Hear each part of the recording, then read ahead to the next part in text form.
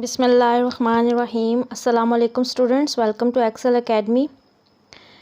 आज हमारा टॉपिक है argument of a complex number. आज मैं आपको argument of a complex number के बारे में बताऊंगी कि what is argument of a complex number. जैसे कि हमें पता है कि कॉम्प्लेक्स प्लेन में ये पॉइंट है ओरिजिन, जिसके एलिमेंट्स हैं 0 0। This from origin in this direction, ये डायरेक्शन है positive real axis, this is imaginary axis.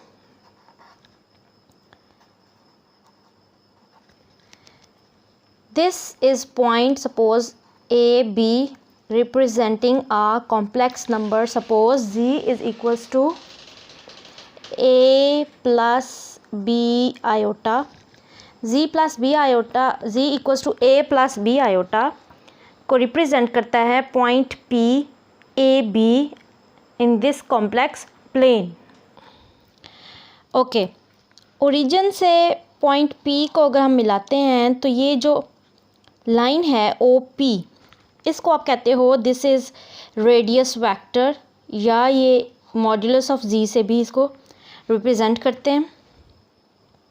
ठीक है, मॉड्यूलस ऑफ Z हम लास्ट लेक्चर में, अपने पुराने लेक्चर्स में पढ़ चुके हैं कि basically gives us distance of this complex number from origin. This is radius vector and here is the point, sorry, here is an angle, suppose theta, जो कि दिस रेडियस वेक्टर, ये रेडियस वेक्टर जो है वो इस positive real axis पे focus रखना है आपने। पॉजिटिव रियल एक्सिस के साथ जो ये रेडियस वेक्टर एंगल बनाता है उसको आप कहते हो कि वो है argument of that complex number. Argument of a complex number, ये थीटा है argument of complex number, right. लेकिन यहाँ पे एक पॉइंट आप यहाँ पे नोटिस करें कि अगर इस रियल पॉजिटिव रियल एक्सिस को, सपोज ये रियल एक्सिस है, ये ओरिजिन है, तो कोई भी रेडियस वेक्टर अगर होल रोटेशन यानी कि 2 पाई, 0 से लेके 2 पाई की होल रोटेशन लेता है तो वो रेडियस वेक्टर जो है वो चेंज नहीं होता। ये हमें पता है कि कोई भी वेक्टर होल 2 पाई की रोटेशन के बाद वापस उसी पॉइंट पे आएगा और फिर थीटा की वैल्यू अगर लेता है तो इसको आप कहते हो कि एक रोटेशन के बाद वो फिर थीटा लेगा, तो आप इसे थीटा प्लस 2 पाई कहेंगे। यानी रोटेशन ली, 0 से वो थीटा पे नहीं जा रहा, वो रोटेशन के बाद उसने वैल्यू ली है, रोटेशन ली है थीटा की, तो 2 पाई प्लस थीटा। यहाँ पे ये क्या था, 0 प्लस थीटा, यानी 0 से उसने स्टार्ट लिया था। यहाँ पे 0 से ले या 2 पाई रोटेशन होल ओरिजिन के around whole anti clockwise rotation लेने के बाद वो थीटा की रोटेशन ले, तो ये और ये वैल्यू जो है वो उस रेडियस वेक्टर को चेंज नहीं करती, राइट। इसी तरह अगर आप एक और रोटेशन दें, फॉर एग्जांपल आफ्टर 2 रोटेशंस वो थीटा रोटेशन लेता है, फॉर एग्जांपल 2 पाई, मैं इसको थोड़ा सा ऊपर करती हूँ, ये देखें, यहाँ से 0 से ली 2 पाई और फिर 2 पाई से अगेन ली उसने एक और, यानी यहाँ पे उसने 4 पाई रोटेशंस ली, डबल टाइम वो रोटेट किया, और फिर उसने एंगल लिया थीटा। इस पॉइंट P ने रोटेशन ली 2 pi plus 2 pi plus theta, तो यहाँ पे बनेगा theta plus 4 pi. The radius vector remains unchange after this rotation. So up to so on अगर आप देखें तो रोटेशंस जो आ रही हैं वो 2 पाई, 4 पाई, 6 पाई, मल्टीपल्स ऑफ 2 हैं। तो इन जनरल अगर आप इस केस को डिस्कस करते हैं, इन जनरल आप लिखते हो कि OP, this is O, this is point P, rotation लेता है, तो अगर आप इसको इन जनरल लेते हो तो आप लिखते हो थीटा प्लस 2n पाई। यहाँ से हमें पता क्या चलता है कि जो आर्ग्यूमेंट है वो तो मल्टीपल वैल्यूड फंक्शन है, यानी उसकी बहुत सारी वैल्यूज़ हैं। वो ज़ीरो थीटा प्लस 2 पाई भी है, थीटा प्लस 4 पाई भी है, यानी एन इंटीजर, कोई भी इंटीजर आप सब्स्टिट्यूट करें, फॉर एग्जांपल n 3 है तो ये थीटा प्लस 6 पाई हो जाएगा। 3 टाइम 2 6 पाई। आप n इंटीजर सपोज 9 करते हैं तो 9 इंटू 2 18 पाई, थीटा प्लस 18 पाई, यानी मल्टीपल वैल्यूड फंक्शन है ये रेडियस वेक्टर। रेडियस वेक्टर का जो आर्ग्यूमेंट है वो बेसिकली एक मल्टीपल वैल्यूड फंक्शन है, उसकी मल्टीपल वैल्यूज़ हैं। तो यूनिक वैल्यू कैसे कैलकुलेट की जा सकती है? What is the unique value of argument of z? हम आर्ग्यूमेंट ऑफ z का टॉपिक ही डिस्कस कर रहे हैं, तो यूनिक वैल्यू कैसे पता चलेगी? तो यहाँ सारे केसेस में आप डिस्कस करो, देखो सारे केसेस में theta is the basic element जो कि तमाम आर्ग्यूमेंट्स में नज़र आ रहा है आपको। This theta is basically the basic unique rotation जो कि हर एक में मौजूद है। तो जो थीटा है उसको आप कहते हो कि this is a unique value of argument of this complex number z, this complex number z। तो थीटा को हम कहते हैं कि अगर आप थीटा को आपने कैलकुलेट करना है तो उसके लिए आप कुछ बाउंड्रीज फिक्स करेंगे ताकि आपको ये रोटेशंस वाला सारा चक्कर ना करना पड़े। तो उसके लिए हम थोड़ा सा देख लेते हैं कि थीटा बेसिक एलिमेंट कैसे कैलकुलेट किया जा सकता है। आप कहते हैं कि this is the complex plane, this is point P, this is point origin and here is the radius vector R, suppose R या modulus of z, and this is argument of z, and here in this case this theta is not simply called argument, this is principal argument। argument तो बहुत सारे हैं, multiple valued function है argument of z। तो इस basic unique rotation के लिए, यानी इन तमाम चीज़ों से बचने के लिए, हम यहाँ पे एक प्रिंसिपल आर्ग्यूमेंट कैलकुलेट करते हैं जो कि इन सब के साथ आगे आर्ग्यूमेंट की वैल्यूज़ दे सकता है। तो प्रिंसिपल आर्ग्यूमेंट कैलकुलेट करने के लिए आप थीटा के लिए कुछ लिमिट लगा देते हैं कि थीटा जो है वो माइनस पाई से बड़ा होना चाहिए, लेस देन इक्वल्स टू पाई। अब ये क्या चीज़ है? ये हमने लिमिट ये इस पे लगाई है कि जो रोटेशन लेगा theta this positive real axis के साथ, मैंने आपको बताया ना कि argument of z positive real axis के साथ बनेगा, आगे हम डेफिनेशन में लिखेंगे इसकी। पॉजिटिव रियल एक्सिस के साथ जो ये रेडियस वेक्टर एंगल बनाता है वो ये थीटा सपोज, या वो यहाँ बना रहा है, p यहाँ है या p यहाँ है या p यहाँ है, तो वो मैक्सिमम मूव कर सकता है पाई तक, राइट? अगर वो एंटी क्लॉकवाइज मूव कर रहा है। और अगर आपका p, सॉरी ये चलें यहाँ पे लाई करता है इन थर्ड क्वाड्रेंट, तो अब थीटा यहाँ से आगे नहीं जा सकता because of this principle definition of principle argument. ये लिमिट फॉलो करते हुए आप इस थीटा को कहते हो कि ये प्रिंसिपल आर्ग्यूमेंट है कॉम्प्लेक्स नंबर का। तो इसको आप कैसे डील करेंगे? यहाँ पे आप प्रिंसिपल आर्ग्यूमेंट थीटा कैसे कैलकुलेट करेंगे? तो ये एंगल वो ऐसे नहीं बनाएगा बल्कि वो बनाएगा इन दिस डायरेक्शन, या वो पॉजिटिव पाई मूव करेगा या वो क्लॉकवाइज यानी नेगेटिव साइड से मूव करेगा, ठीक है? या वो इस लाइन पे ड्रॉ करके बताती हूँ कि या तो वो पॉजिटिव पाई 0 से लेके पाई तक, या in this clockwise direction minus pi, ठीक है?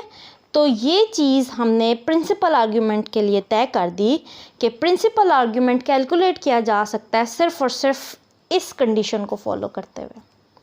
अगर थर्ड क्वाड्रेंट में है या फोर्थ क्वाड्रेंट में है तो आपको क्लॉकवाइज डायरेक्शन लेनी पड़ेगी, यानी नेगेटिव डायरेक्शन लेनी पड़ेगी।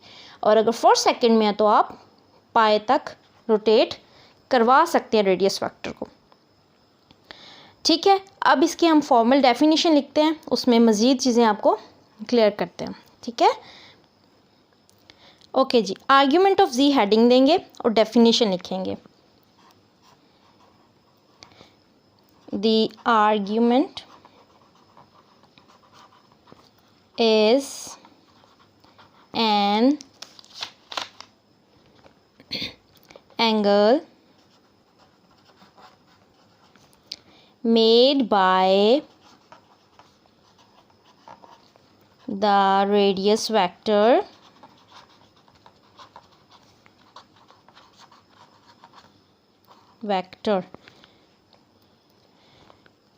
of a complex number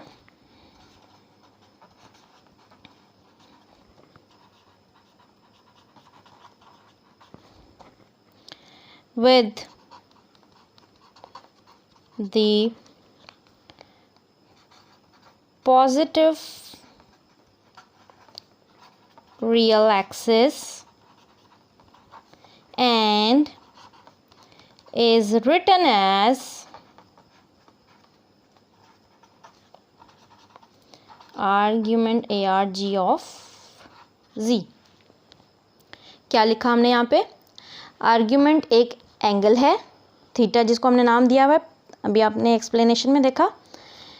किस तरह बनता है? मेड बाय रेडियस वेक्टर, जो ओ पी था हमारी डायग्राम में, of a complex number, radius vector of a complex number. अच्छा, वो रेडियस वेक्टर किसके साथ एंगल बनाता है? With the positive real axis. वो क्या करता है? रेडियस वेक्टर यहाँ पे ड्रॉ करते हैं। This is point P representing complex number, this is origin and this is, suppose ये पॉइंट है, radius vector, and this radius vector angle made angle with this positive real axis. Positive real axis को आपने याद रखना है, वो सिर्फ इसके साथ एंगल बनाएगा। वो इधर भी बना सकता है, वो इधर भी बना सकता है, अगर सपोज पी इधर है और अगर नीचे है तो वो इस डायरेक्शन में बनाएगा। यहाँ पे हम प्रिंसिपल आर्ग्यूमेंट की बात करने लगे हैं। ठीक है, जो डायग्राम में बात करें वो प्रिंसिपल आर्ग्यूमेंट की बात कर रहे हैं, राइट। अच्छा जी, अब नेक्स्ट देखते हैं इसके आगे क्या लिखना है। अब यहाँ पे तो मैंने आपको बताया कि प्रिंसिपल आर्ग्यूमेंट एक्सप्लेनेशन में भी दिया, लेकिन हमने डेफिनेशन में सारा फॉर्मल लिखना है कि what is argument and what is principle argument. यहाँ पे तो आपने बता दिया कि एंगल बनता कैसे है, आर्ग्यूमेंट बनता कैसे है। अब प्रिंसिपल आर्ग्यूमेंट और सिंपल आर्ग्यूमेंट में डिफरेंस क्या है वो लिखते हैं। आप एक नोट में लिख लें इसको ताकि आपको याद रहे। अब लिखें अ कंप्लीट रोटेशन,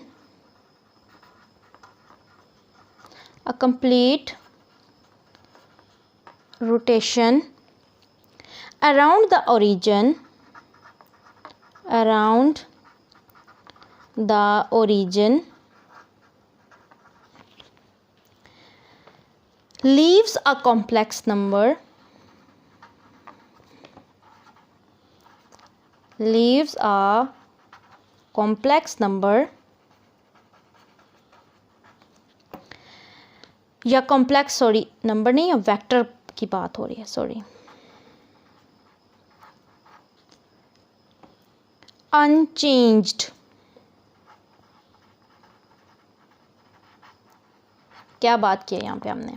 हमने ये बात की है कि अगर कंप्लीट रोटेशन, यानी कि यहाँ से ज़ीरो से वो पॉइंट पी एंगल बनाए या एक रोटेशन लेने के बाद वो एंगल बनाए,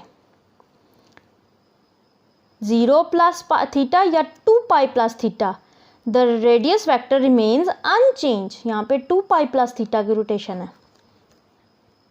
इस डेफिनेशन के अकॉर्डिंग बनाई जाए पिक्चर तो a complete rotation, whole rotation 2 pi around this origin leaves a complex vector unchanged.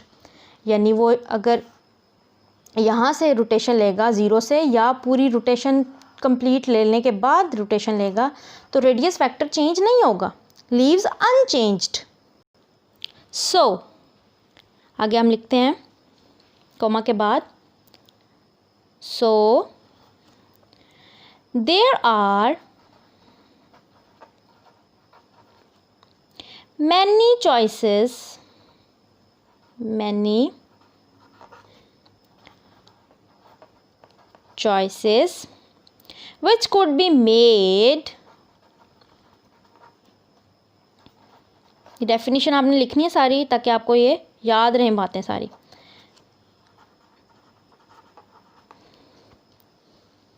इसको थोड़ा सा ऊपर कर लेते हैं। So there are many choices which could be made for theta by circling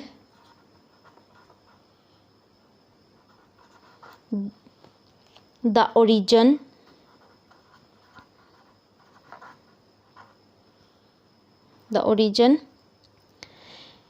any number of times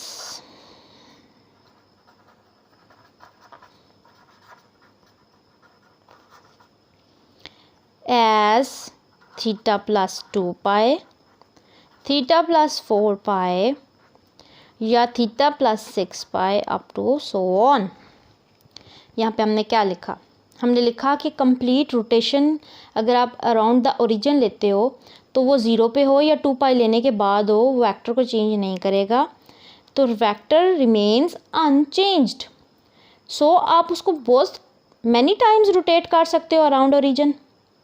so there are many choices which could be made for theta by circling the origin any number of times. आप उसको 2 पाई की rotation दो, 2 पाई और कर लो, 4 पाई कर लो, 6 पाई कर लो, 8 पाई कर लो, 10 पाई कर लो, वो पी जो है वो चेंज नहीं होगा।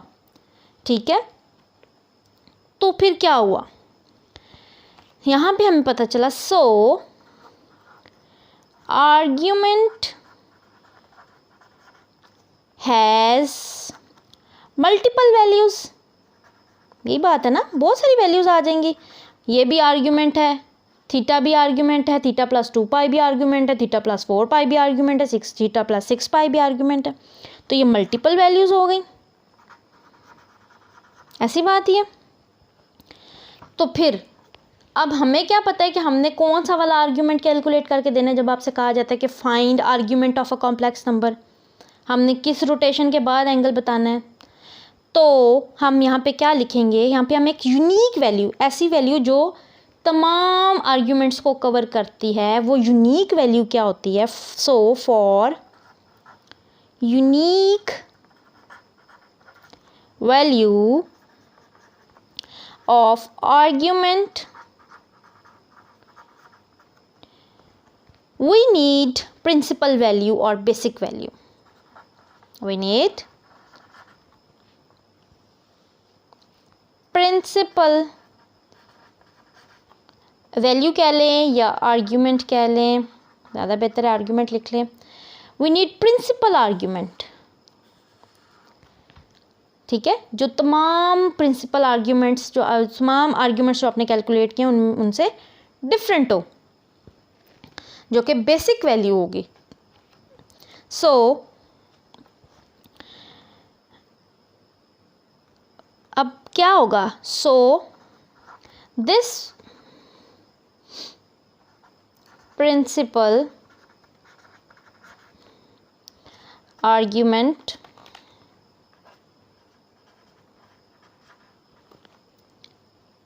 lies in interval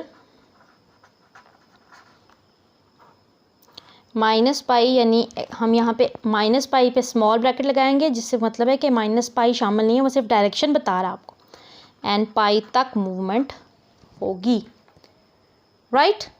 यानी कि आप या तो 0 से लेके पाई तक मूव कर सकते हैं, और अगर आपको थर्ड या फोर्थ क्वाड्रेंट में आपका पॉइंट पी लाई करता है, लाइक यहाँ पे लाई करता है या यहाँ पे लाई करता है, तो आप उसको फिर क्लॉकवाइज डील करेंगे, पाई टू माइनस पाई, राइट। तो ये हो गया प्रिंसिपल आर्ग्यूमेंट कि आर्ग्यूमेंट जो आर्ग्यूमेंट ऑफ कॉम्प्लेक्स नंबर है वो मल्टीपल वैल्यूज़ हैं। तो यूनिक वैल्यू के लिए आपने क्या करना है? एक इंटरवल सेट करना है, जो कि ये है। इस इंटरवल के अंदर आप जो थीटा कैलकुलेट करोगे वो एक basic argument of a complex number है, जिसको आप कहते हो this is a principle argument. Right. I hope this principle argument is clear now. इंशाल्लाह नेक्स्ट लेक्चर में हम properties of modulus of a complex number discuss करेंगे। उनका कुछ प्रूफ भी हैं वो करेंगे और एक्सरसाइज स्टार्ट करेंगे इंशाल्लाह। तो अपना ख्याल रखें और चैनल में अगर आपको कुछ चीज़ें पसंद आ रही हैं तो लाइक कर दें, सब्सक्राइब कर दें। So thank you. अल्लाह हाफ़िज़।